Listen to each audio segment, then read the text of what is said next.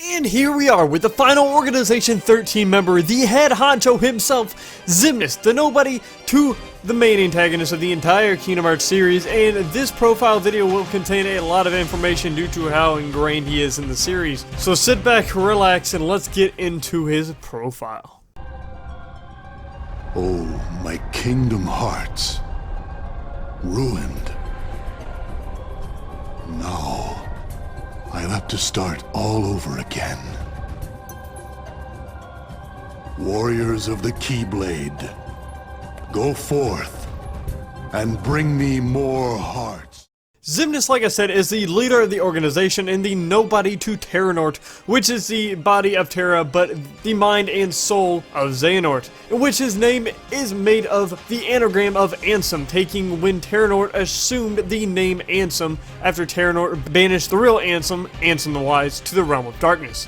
But he is part of Kingdom Hearts 1, Kingdom Hearts 2, 358 by 2 days, Dream Drop Distance coded, and is also part of the manga and is playable in 358 by 2 days multiplayer. I'm not going to talk about Xehanort, his whole self, because he will have a completely different video, probably longer than this, for himself later. But as for Xemnas, the first time we actually ever see Xemnas is in Kingdom Hearts 1, but he is born in between Birth by Sleep and Kingdom Hearts 1, when Terranort banishes Ansem the Wise into the realm of darkness after he attempts to stop Terranort and his other apprentices from researching the darkness within hearts. And Terranort then releases his own heart and the other apprentices to create Ansem Seeker Darkness, his Heartless, and then Xemnas, his nobody, and the man to then lead Organization 13, to which he then recruits for the organization to get vessels that Xehanort will place his pieces of his hearts in. But his first real appearance is in Kingdom Hearts 1, where he shows up in Hollow Bastion to test out Sora's strength, after he just recruited Roxas into the organization, and after Sora fights Xemnas, he then leaves saying that they will meet again.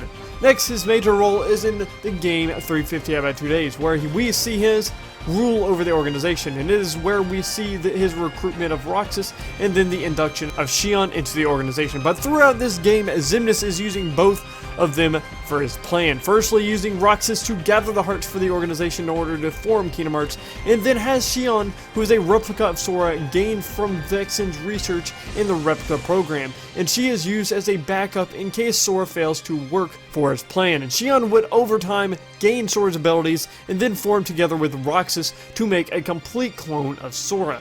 He also sends multiple organization members to Castle Oblivion to conduct experiments on the memories, and also in search of the Chamber of Awakening to find Ventus, that Xemnas tells Axel to look for after he takes care of the traitorous members. Yet he doesn't seem to find it. But the members sent used Naminé, and leaving Marluxia as the head of the project, and was told to lure Sora there to test him more.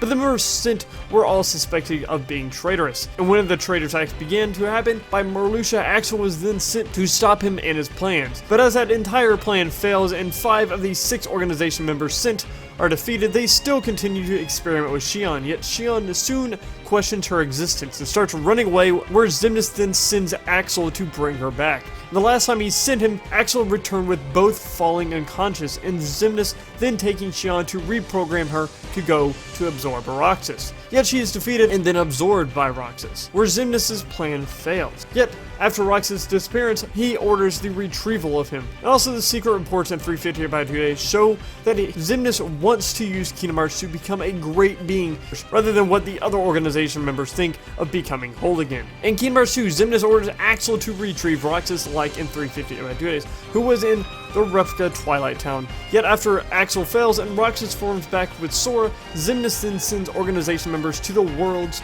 to create strong Heartless so that Sora will then defeat them for Kingdom Hearts. And then we see Xemnas show up sporadically throughout the game. Yet we also see him enter the Chamber of Repose through the Ansem the Wise's lab, and with him sitting and talking to a set of Keyblade armor that was Aqua's. We see later, after Sora enters the world that never was, that Xemnas gives consent to destroy Sora to Saïx, and soon Ansem the Wise appears with a machine that could destroy Kingdom Hearts, or at least hurt it, to which Ansem the Wise does, and it makes a big impact on Kingdom Hearts, and Ansem the Wise then disappears, where Sora and the rest then chases Xemnas down to the Altar of Naught, where Xemnas tells Sora to get him more hearts as Kingdom Hearts crumbles, and he then fights Sora, and while Xemnas loses, he retreats into the broken Kingdom Hearts, and using the power still left, he fights off against Sora. Sora and Riku multiple times in different forms in the world called the World of Nothing, including Xehanort's Keyblade armor and a dragon ship in which Xemnas controls.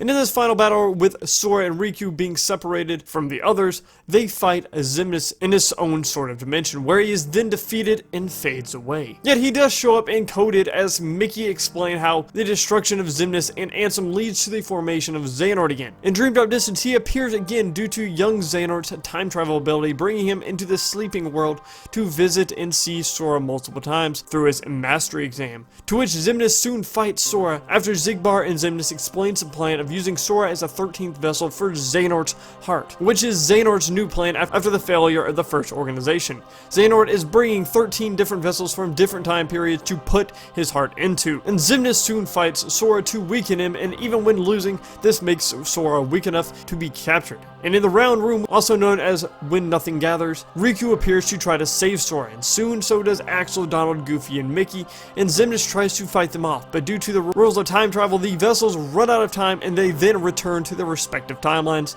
Other than that, he is mentioned in Chain of Memories, but is never shown. And that is it for his story, but he is voiced by Paul St. Peter in English and Norio Wakamoto in Japanese, and that is it for his background.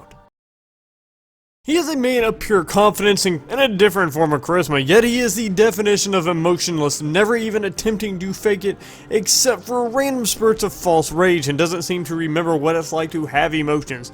He is very smart and can lead and deceive his followers like it's nothing, and can catch and see when others are traitors toward him, seen when he sends a group to Castle Oblivion, yet doesn't seem to notice that Syx and Axel are planning against him too.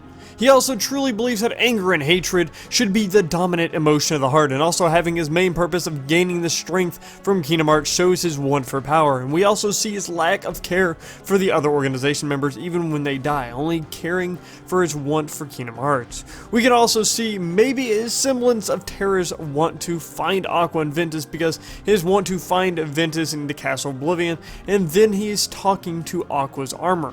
He is also very melodramatic at times, making very dramatic speeches, and his very deep voice exemplifies this. As for his relationships, we see that Syx is one of his closest confidants to lead many others in his wake when he's not around, and he's the guy he talks and plans the most with, and for the most part, that is his personality.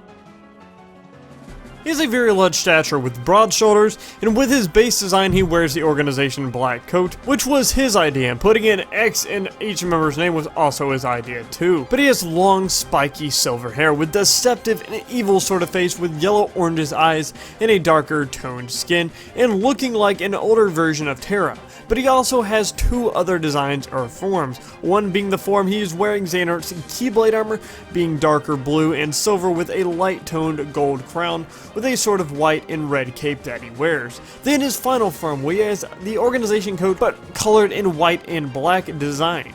He also uses very melodramatic movements and motions, especially when he is giving speeches, and that is it for his designs.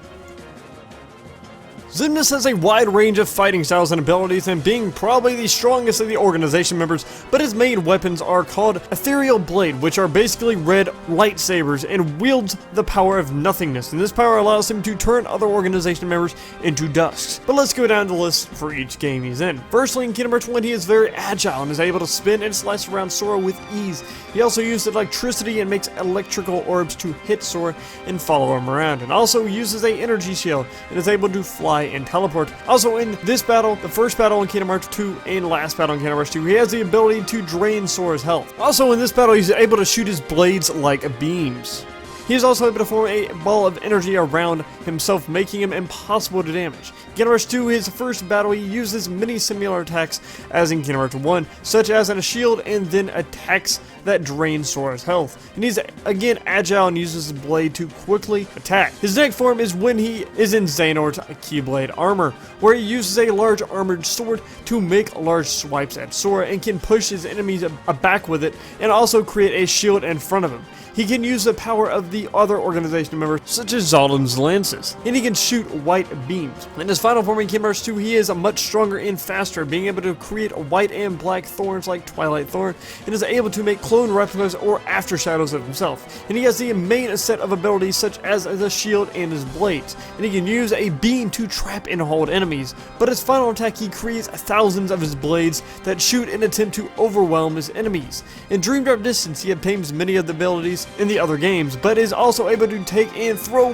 buildings, much like in Kingdom Hearts 2. But other abilities outside of battle he has is that he is able to control the giant robotic dragon to attack with and can shield and shoot laser beams. He also, using the power of the remnants of Kingdom Hearts, can create a realm called the World of Nothing that he controls and can create and throw buildings, and also create his own sort of dimension to fight in.